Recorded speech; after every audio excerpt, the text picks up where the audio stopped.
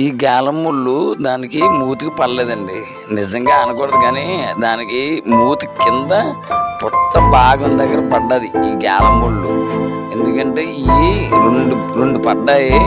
అది వీడియో వచ్చి సపరేట్గా తీసాను, జాయింట్ పెట్టాను చూడండి. అంతే. ఏంటంటే చేపలు పట్టడం నాకు చాలా ఇష్టం అండి. ఎందుకంటే నాకు దీన్ని ఎలాగ వీడియోలు తీసి ఎలా పెట్టాలన్నది నాకు తెలియదు. కాకపోతే ఎలా పెట్టాలన్నది కొద్దిగా ఎవరైనా చెప్తే పెడుతున్నాను. నేను చదువుకోలేదు పెద్దగా, ఇంకా అవగాహన లేదు నాకు.